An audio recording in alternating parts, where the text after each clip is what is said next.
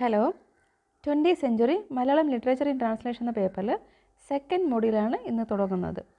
Second module ഫിക്ഷനാണ്. അതിൽ ഒന്നാമത്തേത് ഒരു ഷോർട്ട് സ്റ്റോറിയാണ്. ടൈറ്റിൽ ആഫ്റ്റർ ദ ഹാങ്ങിങ്, written by O.V. Vijayan. Let's read the introduction. O.V. Vijayan was a multi-faceted genius, a creative bilingual writer of short and long fiction, translator, essayist, cartoonist, journalist, and political commentator.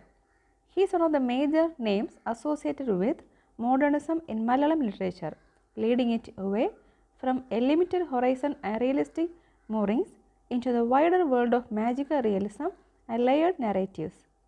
His major works are ഖസാക്കിൻ്റെ ഇതിഹാസം, ധർമ്മപുരാണം, ഗുരുസാഗരം, പ്രവാചകൻ്റെ വഴി, and so on. He has many anthologies of short stories to his credit, After the Hanging and Other Stories being the most popular among them.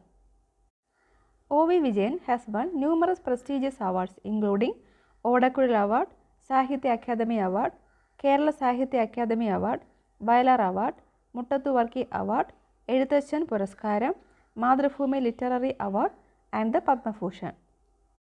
So O.V. Vijayan, he was born in 1930 and died in 2005. He is a fiction writer, is a translator, essayist, cartoonist, journalist, and political commentator. അദ്ദേഹത്തിൻ്റെ മേജറായിട്ടുള്ള ഒരു വർക്കാണ്, നമ്മൾ ഏറ്റവും കൂടുതൽ കേട്ടുള്ളതാണ് ഖസാക്കിൻ്റെ ഇതിഹാസം, the legend of Khasak. അദ്ദേഹം short സ്റ്റോറീസിൻ്റെ കുറേ അധികം ആന്തോളജീസ് എഴുതിയിട്ടുണ്ട്. അതിൽ ആഫ്റ്റർ ദ ഹാങ്ങിങ് ആൻഡ് അതർ സ്റ്റോറീസ് എന്ന് പറയുന്ന വളരെ പോപ്പുലറായിട്ടുള്ളൊരു ആന്തോളജിയാണ്. അതിൽ ഉൾപ്പെടുന്നതാണ് നമുക്ക് പഠിക്കാനായിട്ട് തന്നിരിക്കുന്നത് ആഫ്റ്റർ ദ ഹാങ്ങിങ് എന്ന ഷോർട്ട് സ്റ്റോറി. ഇദ്ദേഹത്തിന് പത്മഭൂഷൺ ഉൾപ്പെടെ ധാരാളം അവാർഡുകൾ ലഭിച്ചിട്ടുണ്ട്. ഈ ഒരു സ്റ്റോറി ആഫ്റ്റർ ദ ഹാങ്ങിങ്, ഇതിൻ്റെ മലയാളം സ്റ്റോറി എന്ന് പറയുന്നത് കടൽ തീരത്ത് എന്ന ടൈറ്റിൽ എഴുതിയിട്ടുള്ളൊരു സ്റ്റോറിയാണ്. ഇതിനെ ഇംഗ്ലീഷിലേക്ക് ട്രാൻസ്ലേറ്റ് ചെയ്തത് O.V. വിജയൻ തന്നെയാണ്. വളരെ സിമ്പിളായിട്ടുള്ളൊരു ഹാർട്ട് ടച്ചിങ് സ്റ്റോറിയാണ്. വളരെ സാധാരണക്കാരായ, വളരെ പൂവറായിട്ടുള്ള, ഇല്ലിറ്ററേറ്റ് ആയിട്ടുള്ള ഒരു മനുഷ്യൻ അദ്ദേഹത്തിൻ്റെ മകനെ തൂക്കിക്കൊല്ലാണ്ട് വിധിക്കുന്നു. അപ്പോൾ അവസാന നിമിഷം ആ മകനെ കാണാൻ പോകുന്നതും അവനോട് ബൈ പറയുന്നതും ഒരു ലാസ്റ്റ് ഒരു യാത്ര പറയുന്നതും ആ ഒരു സംഭവങ്ങളൊക്കെയാണ് ഇതിനകത്ത് പറയുന്നത്. ഈ ഒരു സ്റ്റോറിയുടെ അവസാനം വരെ വായിക്കുന്ന സമയത്തും എന്തുകൊണ്ട് ആ ഒരു മകനെ തൂക്കിക്കൊല്ലാൻ വിധിച്ചു എന്നുള്ളത് ഡയറക്റ്റായിട്ട് പറയുന്നില്ല. അധികാരത്തിൻ്റെ അല്ലെങ്കിൽ പണമുള്ളവൻ്റെ, അധികാരമുള്ളവൻ്റെ ചോദ്യം ചെയ്യപ്പെടാത്ത അവകാശങ്ങളുടെ ഒരു ഭാഗമായിട്ടായിരിക്കാം. എന്താണെങ്കിലും എന്തുകൊണ്ട് എന്നുള്ളത് ചോദിക്കാനായിട്ട് ആരുമില്ല. എന്താണ് അവൻ ചെയ്ത തെറ്റെന്നുള്ളത് അവനും അറിയില്ല, ആർക്കും അറിയില്ല. സോ നമുക്ക് ആ സ്റ്റോറി വായിക്കാം, കടൽ തീരത്ത്. അതിൻ്റെ മലയാളം ട്രാൻസ്ലേഷൻ, മലയാളത്തിലുള്ള കഥ നമുക്ക് വായിച്ചു നോക്കാം. കടൽ തീരത്ത്. വെള്ളായപ്പൻ യാത്ര പുറപ്പെടുമ്പോൾ വീട്ടിൽ നിന്ന് കൂട്ട നിലവിളി ഉയർന്നു. അപ്പുറത്ത് അമ്മിണിയുടെ വീട്ടിലും അതിനും അപ്പുറത്ത് മുത്തുരാവുത്തൻ്റെ വീട്ടിലും ആളുകൾ ശ്രദ്ധാലുക്കളായി, വിഷാദവാന്മാരായി.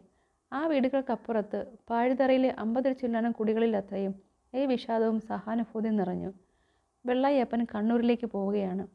വെള്ളായപ്പൻ്റെ കൂടെ തീവണ്ടി കയറാൻ പണമുണ്ടായിരുന്നെങ്കിൽ അമ്മിണിയടത്തിയും മുത്തുവണ്ണനും നാഗേലച്ചനും കോമ്പിപ്പൂശാരിയും പിന്നെ പാഴിതറയിലുള്ളവർ അത്രയും തന്നെ കണ്ണൂരിലേക്ക് പോകുമായിരുന്നു. കണ്ണൂരിലേക്കുള്ള തീവണ്ടി യാത്ര പാഴിതറ എന്ന ഗ്രാമത്തിനു വേണ്ടിയായിരുന്നു. വെള്ളായപ്പൻ കുടിയിരിപ്പുകൾ വിട്ട് നെടുവരമ്പത്തൂടെ പാടം മുറിച്ച് നടന്നു. പിന്നീട് നിലവിളി അകന്ന് ശമിച്ചു. ഇപ്പോൾ നെടുവരമ്പ് വിട്ട് വെള്ളായപ്പൻ പറമ്പിലേക്ക് കയറി. പറമ്പിലെ മഞ്ഞ പുല്ലിലൂടെ ആരുടെയൊക്കെ ദുഃഖസഞ്ചാരങ്ങളുടെ തഴമ്പായി ചവിട്ടടി പാത നീണ്ടുപോകുന്നു. ദൈവങ്ങളെ, തമ്പുരാക്കന്മാരെ, വെള്ളായപ്പൻ വിളിച്ചു. ചവിട്ടടി പാതയ്ക്കിരുവശവും നിന്ന കരിമ്പനകളിൽ കാറ്റ് പിടിച്ചു. പട്ടകളിൽ കാറ്റിരുമ്പുന്നത് വെള്ളായപ്പന് അന്ന് ആദ്യമായി അപരിചിതമായി തോന്നി. പനംപട്ടകൾ സംസാരിക്കുന്നത് പോലെ. പനംപട്ടകളിൽ ഊട്ടുദൈവങ്ങളും കാരണവന്മാരും സംസാരിക്കുന്നത് പോലെ. തോർത്തിൽ കെട്ടിയ പൊതിച്ചോറിൻ്റെ കഞ്ഞി നനവ് കയ്യിൽ തട്ടി. തൻ്റെ കോടച്ചി ഈ ചോറുപൊതി കെട്ടുമ്പോൾ അതിലേക്ക് ഒരുപാട് കണ്ണുനീർ വീഴ്ത്തിയിരിക്കണം. കണ്ണുനീരിൻ്റെ ഓതം തോർത്തിൻ്റെ കെട്ടിലൂടെ കുതിർന്നു പിടിക്കുന്നു. തീവണ്ടി ആപ്പീസെത്താൻ ഇനിയും 4 നല്ല കല്ല് നടക്കണം. കുറച്ച് നടന്നപ്പോൾ കുട്ടിസൻ മാപ്പിള എതിരെ വരുന്നു. കുട്ടിസൻ മാപ്പിള ആദരവോടെ വഴിമാറി നിന്നു. വെള്ളായെ, മാപ്പിള പറഞ്ഞു. മരക്കാരെ, വെള്ളായപ്പൻ പ്രതിവചിച്ചു. അത്രമാത്രം, 2 വാക്കുകൾ. പേരുകൾ. എന്നാൽ ആ വാക്കുകളിൽ ദീർഘങ്ങളും സമ്പന്നങ്ങളുമായ സംഭാഷണ പരമ്പരകൾ അടങ്ങിയത് വെള്ളായപ്പനും കുട്ടീസനും മാപ്പിളയും അറിഞ്ഞു. മരയ്ക്കാരെ, നിങ്ങൾക്ക് ഞാൻ 15 റുപ്യ കടം വീട്ടാനുണ്ട്. അല്ല, 15 റുപ്യയും 4 അണയും. വെള്ളായി ഈ യാത്രയിൽ അതിനെക്കുറിച്ച് ഓർക്കരുത്. മരയ്ക്കാരെ, ഇനി ഒരിക്കലും എനിക്കത് വീട്ടാൻ കഴിഞ്ഞെന്ന് വരില്ല. വീടാത്ത കടങ്ങൾ പടച്ചവൻ്റെ സൂക്ഷിപ്പുകളാണ്. അത് അങ്ങനെ തന്നെ ഇരിക്കട്ടെ. എൻ്റെ ഉള്ളു പൊട്ടുന്നു, എൻ്റെ പ്രാണൻ പറയുന്നു. പടച്ചവൻ തുണയ്ക്കട്ടെ, മുത്തുനബി തുണയ്ക്കട്ടെ, നിൻ്റെയും എൻ്റെയും ദൈവങ്ങൾ തുണയ്ക്കട്ടെ. കരിമ്പന പട്ടകളിലെ കാറ്റ് ദൈവസാന്ദ്രമായി.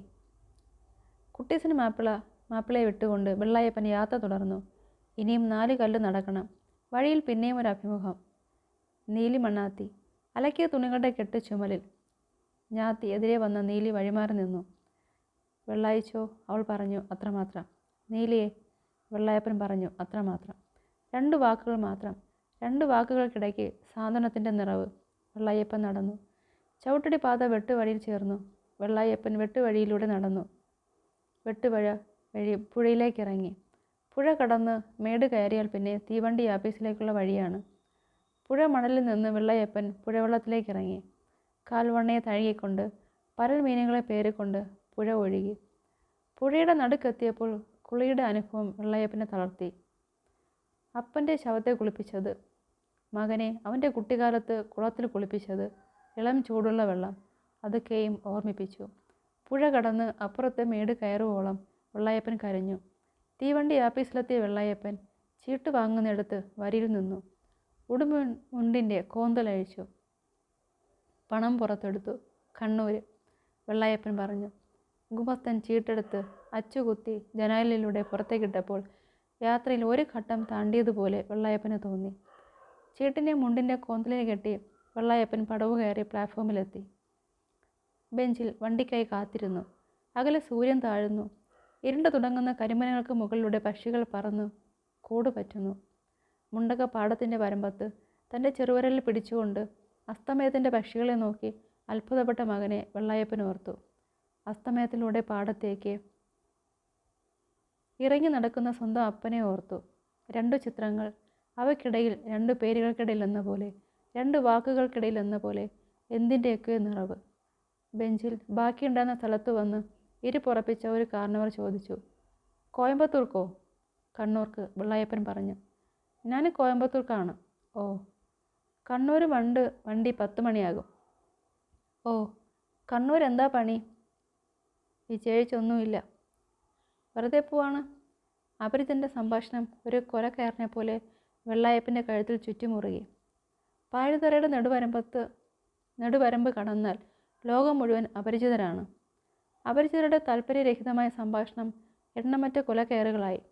കോയമ്പത്തൂരിലേക്കുള്ള വണ്ടി നേരത്തെ വരികയാൽ ബെഞ്ചിൽ സമീപത്തിരുന്ന കാരണവർ എഴുന്നേറ്റുപോയി. വെള്ളായപ്പൻ തനിച്ചായി.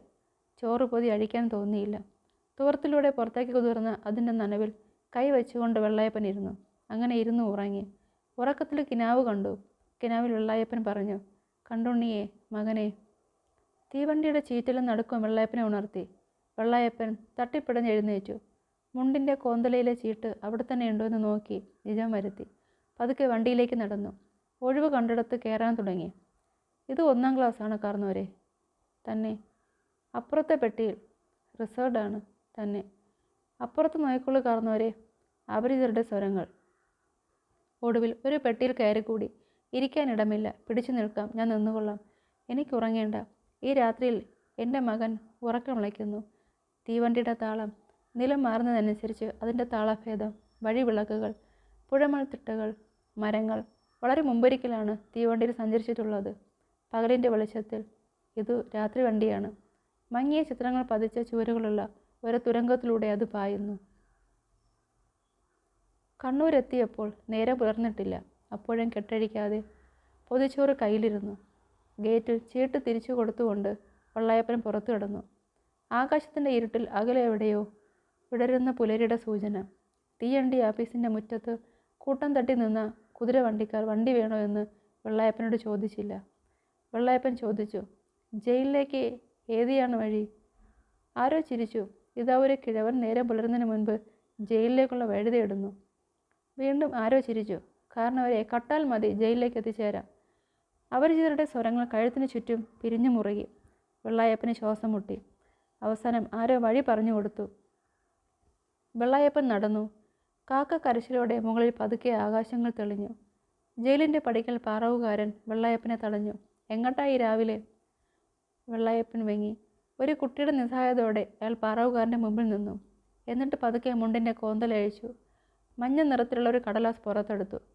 കടലാസ് ചുരുണ്ട് അലങ്കോലമായിരുന്നു. എന്താ അത്? പാറവുകാരൻ ചോദിച്ചു.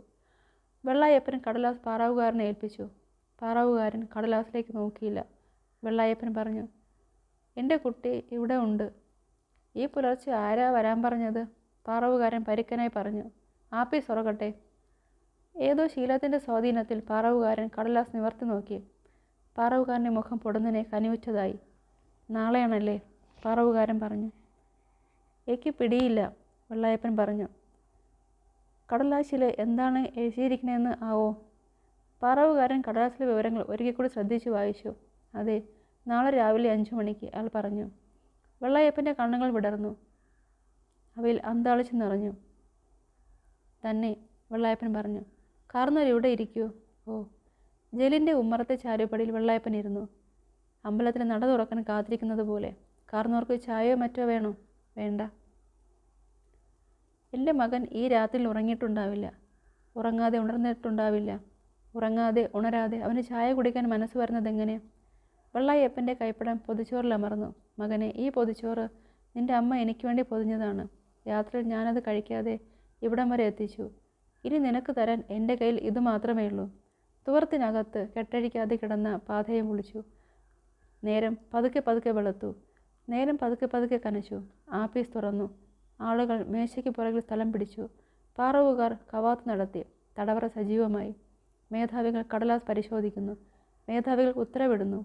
ഉത്തരവുകളുടെ അപരിചിത സ്വരങ്ങൾ, വിദ്വേഷവും നിന്ദയും പകയുമില്ലാത്ത കുരുക്കുകൾ. അവ ചുറ്റിപ്പിടിച്ച് ശ്വാസം മുട്ടിക്കുന്നു. വെയിലിന് കനം കൂടുന്നു. ഇവിടെ കാത്തിരിക്കൂ, വെള്ളായപ്പൻ കാത്തിരിക്കുന്നു. നീണ്ട നീണ്ട കാത്തിരിപ്പിന് ശേഷം ഒരു പാറവുകാരൻ വെള്ളായപ്പനെ തടവറയുടെ ഉള്ളുകളിലേക്ക് കൂട്ടിക്കൊണ്ടു പോകുന്നു. വെയിലിൻ്റെ ചൂടറിയാത്ത തണുത്ത ഇടനാഴികൾ. ഇതാ ഇവിടെയാണ്. ഇരുമ്പഴികൾക്ക് പിന്നിൽ കണ്ടുണ്ണി നിന്നു. അപരിചിതനെ പോലെ കണ്ടുണ്ണി വെള്ളായപ്പനെ നോക്കി. സാന്ത്വനം കൊടുക്കുകയോ വാങ്ങുകയോ ചെയ്യാനാവാത്ത മനസ്സിൻ്റെ മറ. പാറവുകാരൻ അഴിവാതിൽ തുറന്ന് വെള്ളായപ്പനെ അകത്ത് പ്രവേശിപ്പിച്ചു. അച്ഛനും മകനും നേരോട് നേരായി തെല്ലിട നേരം നിന്നു. പിന്നെ വെള്ളായപ്പൻ മകനെ കെട്ടിപ്പിടിച്ചു. കണ്ടുണ്ണി ശ്രവണത്തിനപ്പുറത്തുള്ള ഒരു സ്ഥായിയിൽ നിലവിളിച്ചു. വെള്ളായപ്പൻ കരഞ്ഞു വിളിച്ചു, മകനെ. കണ്ടുണ്ണി മറുവിളി വിളിച്ചു, അപ്പാ. 2 വാക്കുകൾ മാത്രം. 2 വാക്കുകൾക്കിടയ്ക്ക് ദുഃഖത്തിൽ, മൗനത്തിൽ അച്ഛനും മകനും അറിവുകൾ കൈമാറി.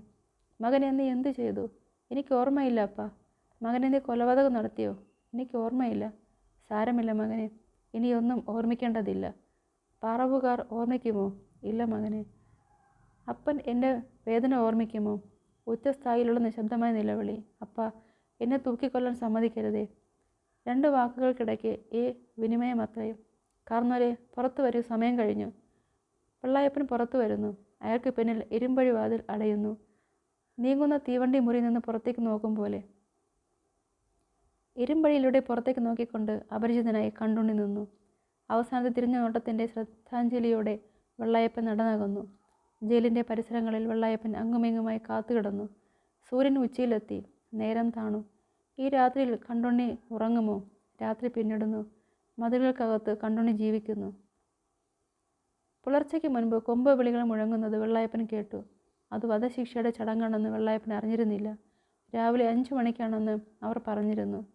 കയ്യിൽ ഘടികാരമില്ലെങ്കിലും ഒരു കർഷകൻ്റെ ജന്മസിദ്ധിയിലൂടെ വെള്ളായപ്പൻ സമയമറിഞ്ഞു. ഒരു പേറ്റിച്ചയെ പോലെ തൻ്റെ മകൻ്റെ ദേഹത്തെ വെള്ളായപ്പൻ പറവുകാരിൽ നിന്ന് ഏറ്റുവാങ്ങി. കാരണവർക്ക് താല്പര്യമുള്ള പോലെ ശവം സംസ്കരിക്കാം. വേണ്ട, എനിക്ക് താല്പര്യമില്ല. ശവത്തിൻ്റെ ചുമതല നിങ്ങൾ ഏൽക്കുന്നില്ലേ? യജമാനന്മാരെ, എൻ്റെ കയ്യിൽ പണമില്ല. ഉന്തുവണ്ടിയുടെ പിറകെ തോട്ടികളുടെ കൂടെ വെള്ളായപ്പൻ നടന്നു. പട്ടണത്തിന് പുറത്തുള്ള വെളിനിരങ്ങൾക്ക് മുകളിൽ കഴുകന്മാർ ചുറ്റിപ്പറന്നു. മണ്ണ് മൂടുന്നതിന് മുൻപ് കണ്ടുണ്ണിയുടെ മുഖം വെള്ളായപ്പൻ ഒരു നോക്ക് കണ്ടു. ആ നെറ്റിയിൽ കൈപ്പടം വെച്ച് അനുഗ്രഹിച്ചു. വെള്ളായപ്പൻ വെയിലത്ത് അടിഞ്ഞടന്ന് കടൽപ്പുറത്തെത്തി. ആദ്യമേ കടൽ കാണുകയാണ്. കൈപ്പടങ്ങളിൽ എന്തോ നനഞ്ഞു കുതിരുന്നു. കോടച്ചി കെട്ടിത്തന്ന പൊതിച്ചോറാണ്. വെള്ളായപ്പൻ പൊതി അഴിച്ചു. വെള്ളായപ്പൻ അന്നം നിലത്തേക്കെറിഞ്ഞു. വെയിലിൻ്റെ മുകൾ തട്ടിൽ എവിടെ നിന്നോ ബലിക്കാക്കകൾ അന്നം കൊത്താൻ ഇറങ്ങി വന്നു. ടെക്സ്റ്റിനകത്ത് തന്നിരിക്കുന്ന സമ്മറി ഒന്ന് വായിച്ചു നോക്കാം. ആഫ്റ്റർ ദ ഹാങ്ങിങ്, കടൽത്തീരത്ത് was translated from Malayalam by O.V. Vijayan himself. It is an extremely simple but heart-rending story about a poor, illiterate man bidding a final goodbye to his young son who has been sentenced to death by hanging. The readers get no clue whatsoever about the nature of the crime committed by the youth. It is implied that he may even be innocent, and it is this gap or ambiguity in the narrative that plays a crucial role in increasing the poignancy of the tale and arousing deep sympathy for the characters. That the father has the support of the entire village is as much a subtle pointer to the villainy of the ruling class as an indication of the possibility of a social revolt in the future. Equally noteworthy is the fact that 3/4 of the story is about before the hanging than after it. But it is this component with its events, conversations, reminiscences, and descriptions which creates a suitable atmosphere for the unfolding of the last scene and sharpens the pathos of the situation. കടൽത്തീരത്ത് എന്ന ഈ ഒരു short story വളരെ സിമ്പിളായിട്ടുള്ള ഒരു heart റെഞ്ചിങ് ആയിട്ടുള്ള ഒരു സ്റ്റോറിയാണ്. ഇതിനകത്ത് പറയുന്നത് വളരെ സാധാരണക്കാരായിട്ടുള്ള ഇല്ലിറേറ്റ് ആയിട്ടുള്ള ഒരു മനുഷ്യൻ, അദ്ദേഹം തൻ്റെ മകനെ ഗ്രീറ്റ് ചെയ്യാനായിട്ട് അവനെ തൂക്കിക്കൊള്ളുന്നതിന് മുൻപേ അവനെ കാണാൻ പോകുന്നതായിട്ടാണ് പറയുന്നത്. നമ്മളിത് വായിക്കുന്ന സമയത്ത് റീഡേഴ്സിന് എന്താണ് ആ ഒരു മകൻ ചെയ്ത തെറ്റ് എന്നുള്ളത് ഒരു ക്ലൂവും ഇതിനകത്ത് കിട്ടുന്നില്ല. ഒരു പക്ഷേ അവൻ ഇന്നസെൻ്റ് ആയിരിക്കാം. ആ ഒരു ഗ്യാപ്പ്, ആ ഒരു ആംബിഗിറ്റി, ആ ഒരു അവ്യക്തത, ഈ ഒരു അവ്യക്തതയാണ് ഈ ഒരു ഷോർട്ട് സ്റ്റോറിക്ക് ഇത്രയും ഒരു മാധുര്യം കൊടുക്കുന്നത്. മകനെ കാണാനായിട്ട് വെള്ളായപ്പൻ യാത്ര പുറപ്പെടുന്നതിന് മുൻപേ ആ നാട്ടിലെ എല്ലാ ജനങ്ങളും വെള്ളായപ്പൻ്റെ വീട്ടിലേക്ക് വരുന്നുണ്ട്. എല്ലാവരും വെള്ളായപ്പനെ യാത്രയാക്കുന്നു. എല്ലാവർക്കും കണ്ണൂരിലേക്ക് പോകണമെന്നുണ്ട്, മകനെ കാണണമെന്നുണ്ട്. പക്ഷെ അവർക്ക് അതിനുള്ള സാമ്പത്തികമില്ലാത്തത് കൊണ്ട് അവരാരും പോകുന്നില്ല. ഈ ഷോർട്ട് സ്റ്റോറിയുടെ 4/3 ഭാഗവും ഈ അവസാനമുള്ള ഒരു കണ്ടെത്തലിന് മുൻപേ, അല്ലെങ്കിൽ ആ അച്ഛനും മകനും തമ്മിൽ കാണുന്നതിന് മുൻപേ ഉള്ള വെള്ളായപ്പൻ്റെ യാത്രയെക്കുറിച്ചാണ് പറയുന്നത്. പോകുന്ന വഴിയിൽ വെള്ളായപ്പൻ ആരെയെല്ലാം കാണുന്നു, കുട്ടീസ മാപ്പിളയും അതുപോലെ തന്നെ നീലയും കാണുന്നുണ്ട്. അവർ തമ്മിലുള്ള സംഭാഷണം എന്ന് പറയുന്നത് 2 വാക്കുകളിൽ മാത്രമേ ഒതുങ്ങുന്നുള്ളൂ. പക്ഷെ അതിനകത്ത് അവരുടെ സംഭാഷണം നമുക്ക് കേൾക്കാതെ തന്നെ ഒരുപാട് കാര്യങ്ങൾ പരസ്പരം ആശ്വസിപ്പിക്കുന്നത് പോലെ നമുക്കത് മനസ്സിലാക്കാനായിട്ട് സാധിക്കും. ഈ ഒരു കഥയുടെ അവസാനം നമുക്ക് വായിച്ചു വരുമ്പോഴേക്കും ഒരുപാട് വിഷമം തോന്നും. പക്ഷേ ആ ഒരു പാതോസിൻ്റെ ഒരു എഫക്റ്റ് കൂട്ടുന്നത് അതിന് മുൻപിൽ നമ്മൾ വായിക്കുന്ന ആ വെള്ളായപ്പൻ്റെ ഒരു ചിന്തയും അയാളുടെ ഒരു മനോഭാവവും അയാളുടെ ഒരു യാത്രയും അതെല്ലാം കൂടെ വായിച്ച് കഴിയുമ്പോഴാണ് ആ ഒരു വിഷമം നമുക്ക് കൂടുതലായിട്ട് ഫീൽ ചെയ്യുന്നത്. ഒരുപക്ഷെ ഇതുപോലുള്ള സംഭവങ്ങളായിരിക്കാം പിന്നീടുള്ള റിവോൾട്ടുകൾക്ക്, നമുക്ക് ചരിത്രം കാണുകയാണെങ്കിൽ റിവോൾട്ടുകൾക്ക് വഴിമാറി കൊടുക്കുന്നത്. In the prefatory note to the collection, after the hanging and other stories, O.V. Vijayan mentions that the stories were written within a span of 25 years and adds, the first stories in the collection are concerned with power and terror occasioned by India's brief experience of the emergency. It is therefore tempting to interpret that the boy may be a political prisoner whose oppositional voice is sought to be silenced by the autocratic ruler of the land. While it parallels with the notorious P. Rajan murder case and his father Professor Ishara Varia's futile fight for justice are undeniable, it is equally unquestionable that the case holds true for all whistleblowers in the world at all times. ഈ short സ്റ്റോറിയിൽ ഉൾക്കൊള്ളുന്ന ആ ഒരു collection, after the ഹാങ്ങിങ് and other stories, ആ ഒരു കളക്ഷനകത്ത് O.V. Vijayan തൻ്റെ പ്രിഫേറ്ററി നോട്ടിനകത്ത് പറയുന്നത് ഇതിനകത്ത് എഴുതിയിരിക്കുന്ന ആദ്യത്തെ കുറേയധികം സ്റ്റോറീസ് തന്നെ പവർ, ടെറർ ഇതുമായിട്ട് റിലേറ്റ് ചെയ്ത് വരുന്ന കഥകളാണ്. കൂടുതലും ഇന്ത്യയിലെ ആ എമർജൻസി ആ ഒരു കാലഘട്ടത്തിൽ എക്സ്പീരിയൻസ് ചെയ്തിട്ടുള്ള പല സംഭവങ്ങളോട്ട് റിലേറ്റ് ചെയ്താണ് പറയുന്നത്. അതുകൊണ്ട് തന്നെ ഒരുപക്ഷെ ഈ ഒരു വെള്ളായപ്പൻ്റെ മകൻ അവൻ ഒരുപക്ഷെ ഒരു പൊളിറ്റിക്കൽ പ്രിസണർ ആയിരിക്കാം. അപ്പം അതിൻ്റെ ഓപ്പോസിറ്റ് നിൽക്കുന്നത് അത്രത്തോളം പവർഫുൾ ആയിട്ടുള്ള ഒരു റൂളറുമാണ്. അപ്പം അതുകൊണ്ട് തന്നെ അവർക്ക് ജസ്റ്റിസ് കിട്ടുന്നില്ല. മാത്രമല്ല ഈ ഒരു സംഭവം പി രാജൻ മർഡർ കേസുമായിട്ട് റിലേറ്റ് ചെയ്ത് നമുക്കതിനെ വായിച്ചെടുക്കാവുന്നതാണ്. ചില ക്രിട്ടിക്സ് അങ്ങനെയും റീഡ് ചെയ്യുന്നുണ്ട്. ഈ ഒരു പി രാജൻ മർഡർ കേസുമായിട്ട് ബന്ധപ്പെട്ട് അല്ലെങ്കിൽ അതിനെ റിലേറ്റ് ചെയ്തിട്ടുള്ളതാണ് എന്നുള്ള രീതിയിലും ക്രിട്ടിക്സ് പറയുന്നുണ്ട്. സോ ഈ സ്റ്റോറി എല്ലാവർക്കും മനസ്സിലായെന്ന് വിചാരിക്കുന്നു. അതിൻ്റെ ഇംഗ്ലീഷ് വെർഷൻ കൂടെ ഉറപ്പായിട്ട് നിങ്ങൾ വായിച്ചിരിക്കുക. Thank you.